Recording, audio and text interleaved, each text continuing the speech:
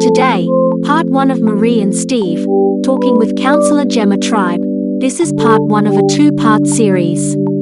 Welcome back to Eye on the Shoalhaven. I'm Steve Prothero, and with me as always is Marie Duffy-Moon, and we have in the chair the woman who came second in the race to run this city, Jemma Tribe. Gemma's the independent councillor for Ward. 22,000 people voted for it to be the mayor of the Shoalhaven in September 24.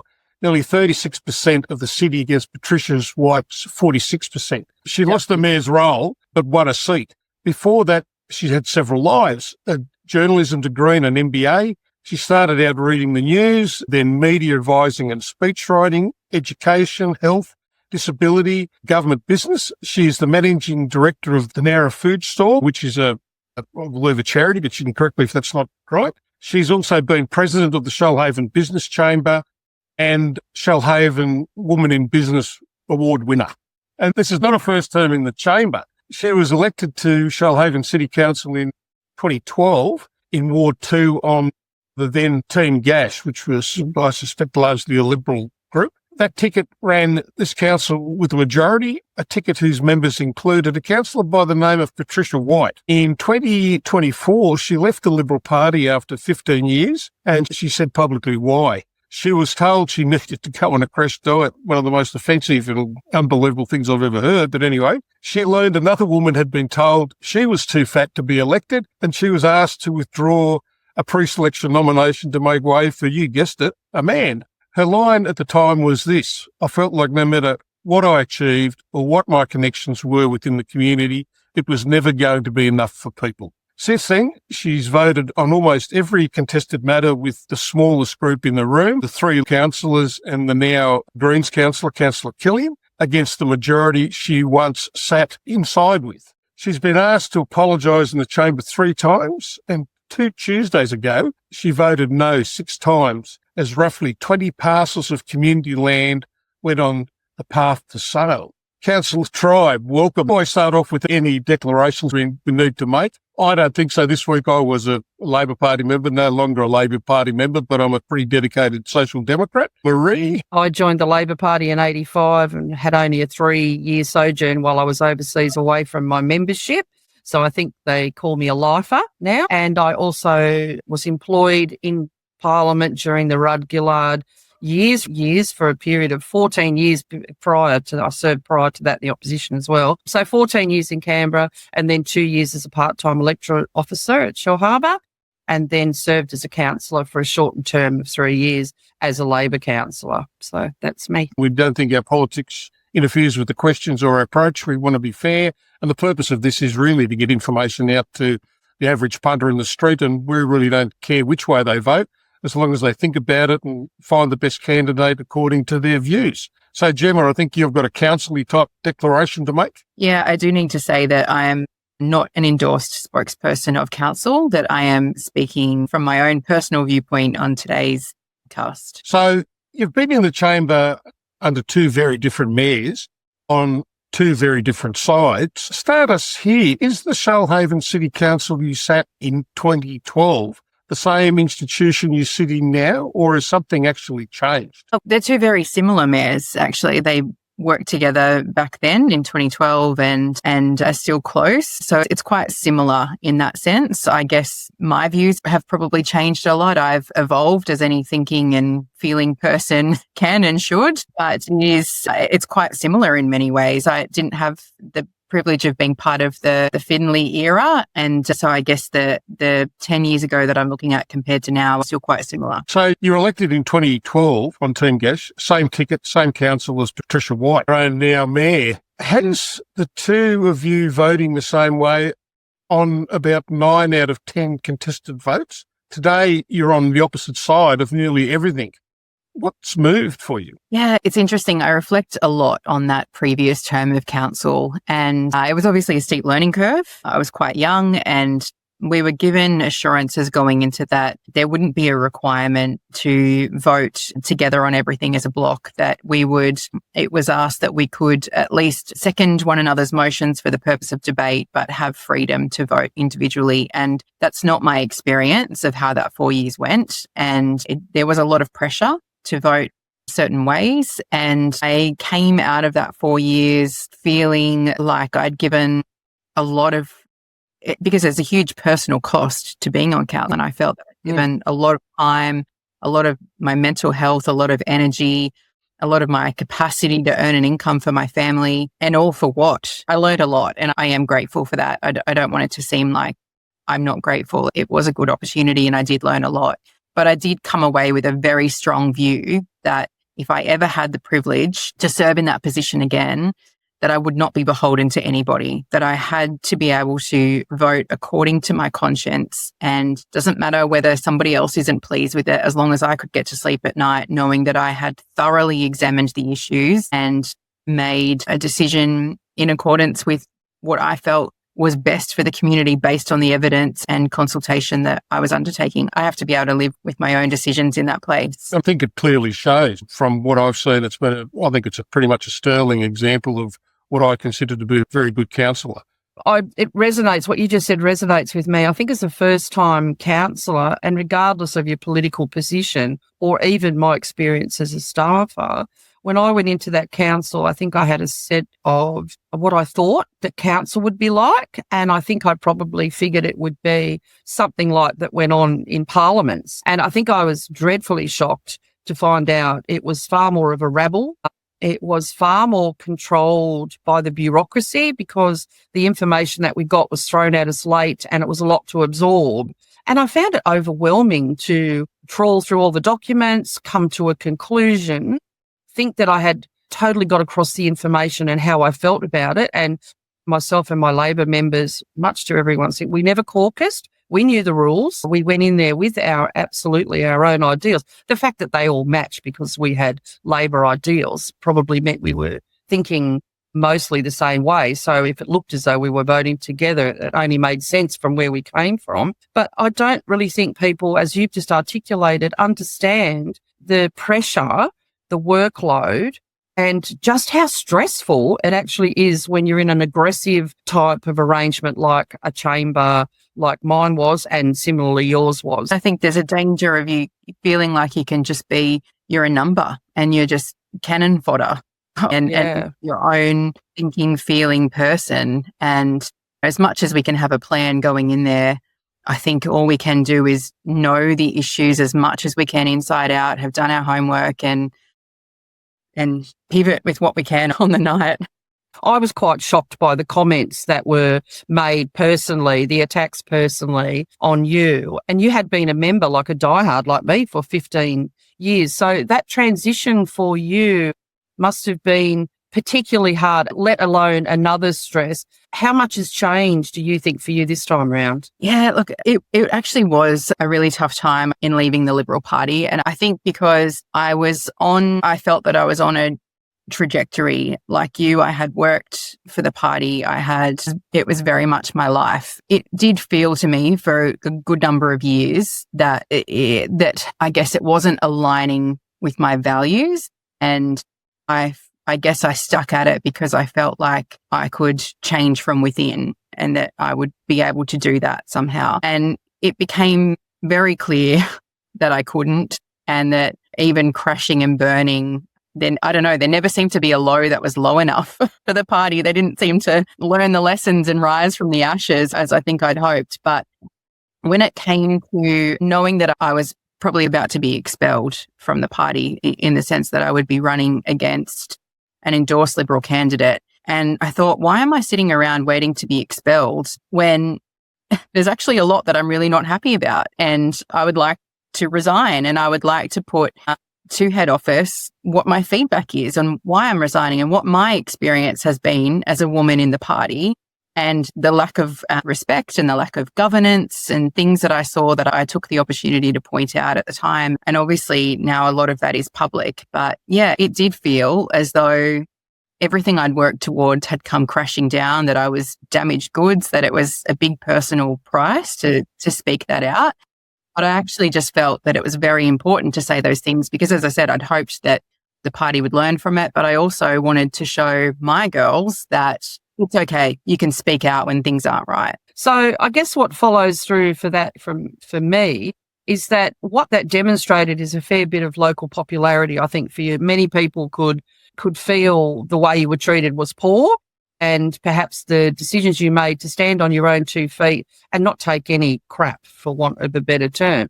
And that probably showed up in people wanting to vote for you to be mayor. There was a fairly good turnout, nearly 36%, 22,000 people out of that population. I'm not sure Steve can tell me what that is. But when you think back on what that 22,000 people were voting for when it came to you, do you feel that you've been able to give that to them, or a lot of that, given the council that you work within? Yeah, I do, in the sense that because it weighs on me every day, the responsibility of my role in that place. But I think they were voting for someone who wasn't going to vote through a party lens and would take each issue on merit, someone who's not afraid to speak up when something isn't right. And I think I'd had a fair few runs on the board in the sense of what I do in the community every day. So I think a lot of people have interacted with me in those spheres and have seen that I am a person who really means what I say and, do it and follow through. Yeah. The mayor has said publicly that you have a vested interest in becoming mayor, maybe skill, and that drives an agenda of attacking it. When you vote no on the land sales, is that part of your positioning for 2028? Absolutely not. That never once crossed my mind last week. When I actually opened the business paper the night we got it and I read that motion, I was literally shaking with anger. I was so upset at what I was seeing, knowing what those properties were on that list. Obviously, the more I dug, the worse it got for me, but just seeing them there in black and white and reaching out to people and finding out that they hadn't been contacted, I lost a lot of sleep last week. Yeah. Anyone around me will tell you I did not sleep. I was so upset and kept trying to think, what can I do? How can I fix this? So no, that definitely didn't cross my mind. And anytime I'm opposing something, I'm never opposing for opposing's sake. I would genuinely disagree with it to do that. And it's funny, I did psychometric testing for a job that I was going for years ago. And this person didn't know me from a bar of soap. And it was actually quite there was 4 tests. It was very intensive. And because of the amount of time that we invested in doing those, they said to us, if you'd like to, because I didn't get the job, but because of the time invested, they said, if you'd like to spend an hour with the psychologist who did them to go through your results, it could be really helpful for you. So I thought, oh yeah, that sounds good. I'll have a chat to them.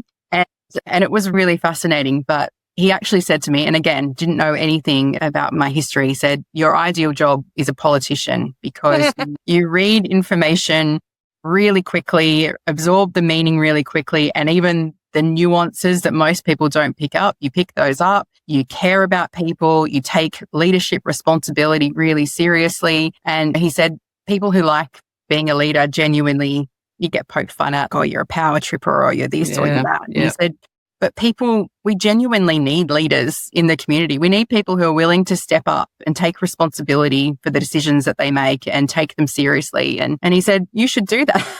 And I thought, yeah, that's interesting. I'm obviously on the right track and I should probably just keep at it. But it is about taking responsibility for those decisions that I make, and they're always for a reason. From observing, and I'm an old ex-detective, I'm used to watching people, 30s in the public sector, watching people bullshit.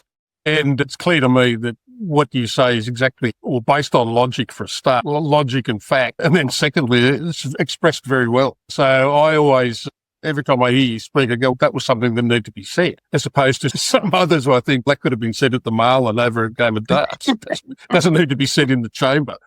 Can I just ask you one question, perhaps, is that one of the things I found is that I didn't think when I first got there that the staff were expecting to be, they used to call me the Inquisitor. They never expected to be questioned in such depth because like you, I used to read everything, look at it, work out how I would respond to it. And I think at times they found it quite confronting to have someone like you or like me have to actually ask them questions that I think often they didn't expect from councillors. Did you experience any of that at all? Most often not, I have to say. Most often I've found staff really open to explaining their logic and taking the time to go back and show me the numbers or how they came to that. And I guess that they can see that I'm not working against them. I'm actually Working with them. Yeah. It's on the rare occasion that I feel like I've hit a brick wall. It does feel like more of an isolated event. That most often I've felt that staff have actually taken time to really give me the working out, and even go through it with me if they feel that it needs more explaining. On the contested votes that's been in the chamber, you're recorded with the 3 Labor councillors and the Greens councillor almost every time. You're the independent in a group of 4 party members. What's the difference between what those 5 do and what you do, and how you criticise the block of 7, the SIG block? Yeah, good question. I think we definitely don't have a meeting before the meeting. We also don't actually even talk about any of the motions on the paper and what we're each going to do beforehand. We very much respect each other's independence and the fact that we're responsible to our own conscience and constituents. So if we do vote together, it's because it is probably just most aligns with the evidence and feeling on the night. And I think the other difference is that the decision has been arrived at. I think it's obvious from the debate on the night that we've read it, understood it, and are prosecuting a case. Clearly, I'm not in council. Probably a good thing I'm not in council.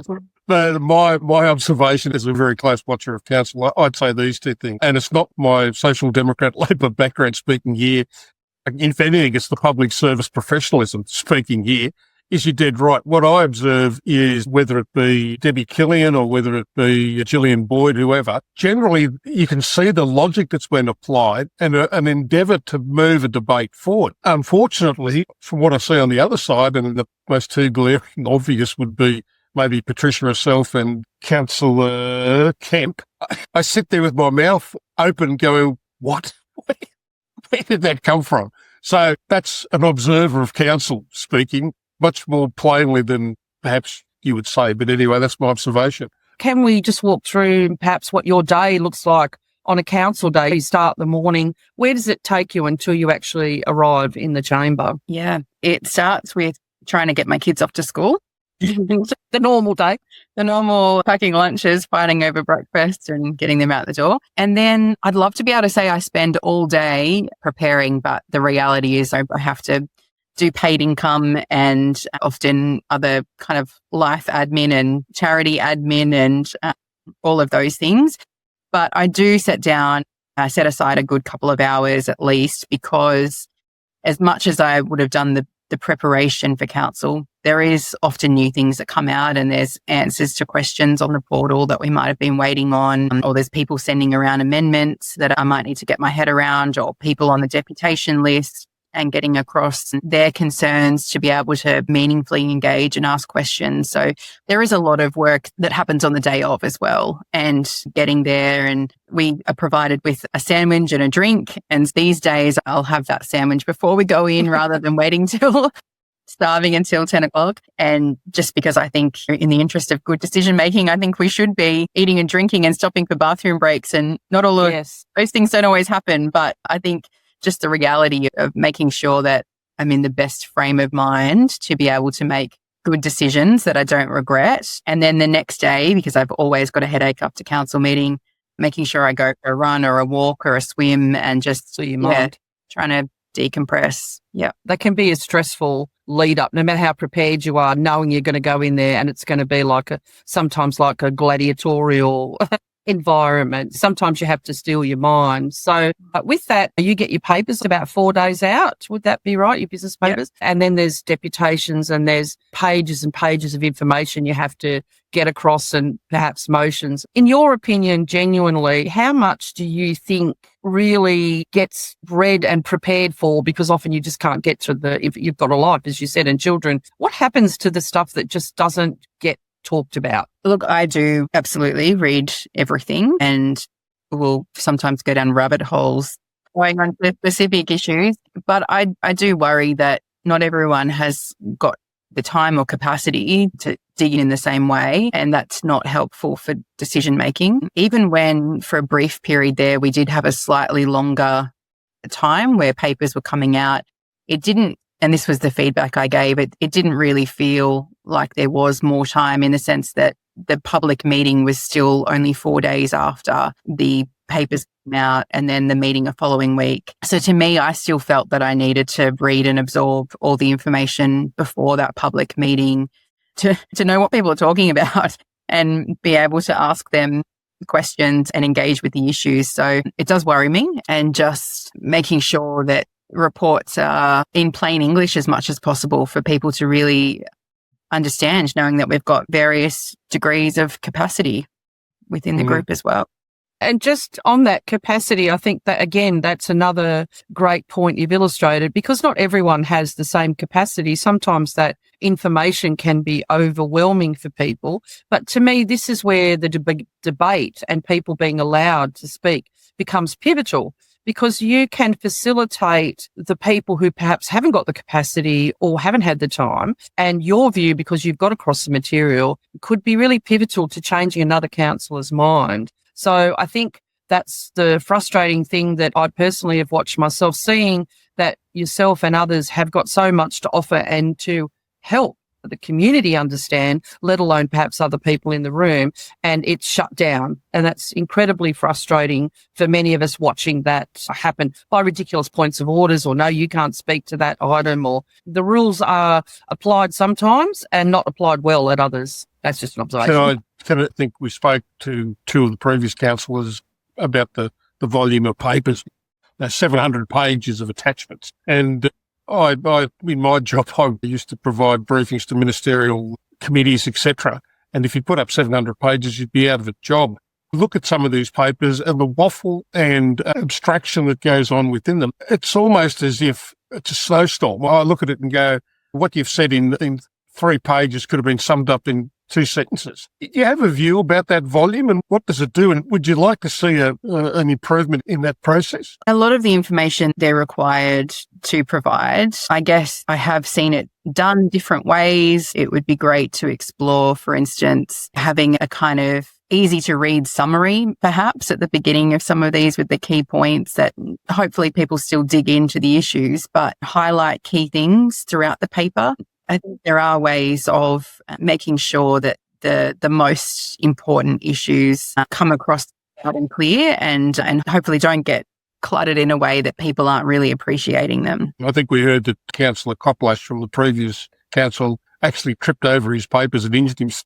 It was a substantial set of folders. But anyway, on the briefings, the Mayor told ABC listeners that councillors can no longer have briefings with staff, and that's why nobody rang NOAAs or the youth centre.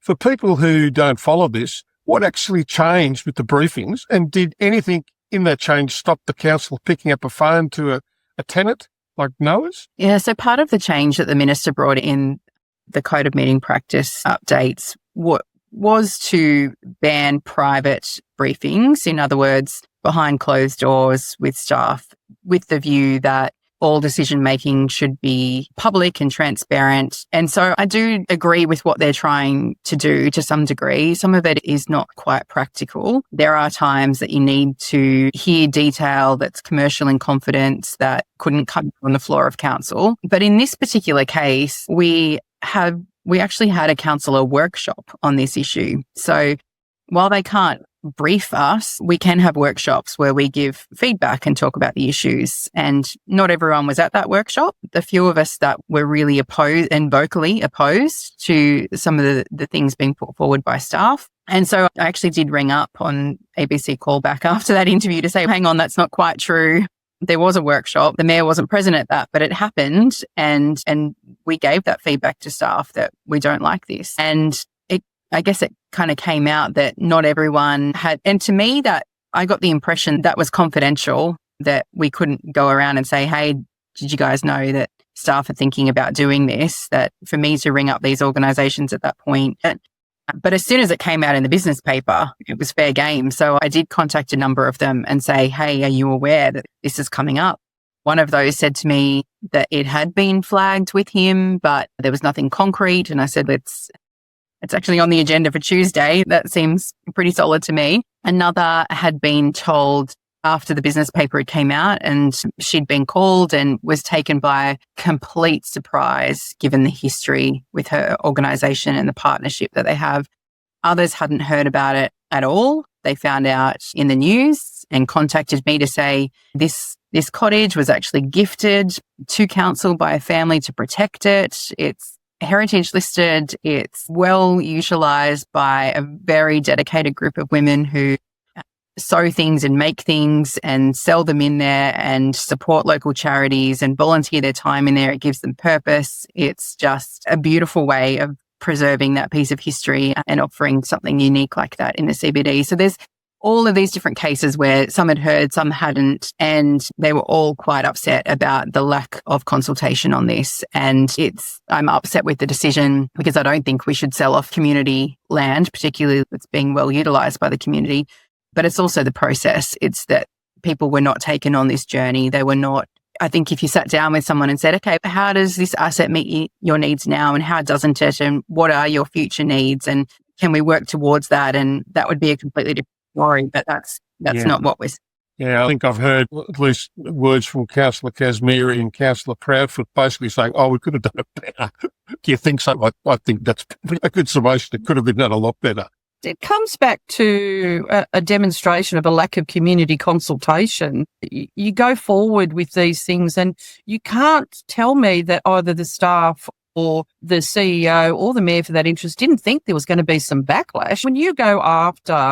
When you wave around money for events, be they fireworks or some kind of tourist event, or some kind of building. And then the first thing when you want to go after to look for money to become more fiscally responsible is to start going after the community facilities and assets. It's straight away, surely to most of us like you and to me, we go, hang on a minute, there's other ways to find money or to claw back some money. Why must you always go for the most vulnerable? So I figure they must have known there was going to be this backlash, which is probably why they didn't go out to a community consultation. For if they had have had more lead time, it could have been much messier. I believe there would have been placards out the front and a lot more media interest. As it is now, there is a lot of media interest and a lot of political interest. The backing of the local MPs, federal and state, is pretty good, and the Premier. I understand Natalie Johnson resigned in 2025. She seemed quite formidable to me and quite committed. And in the end, she didn't go quietly.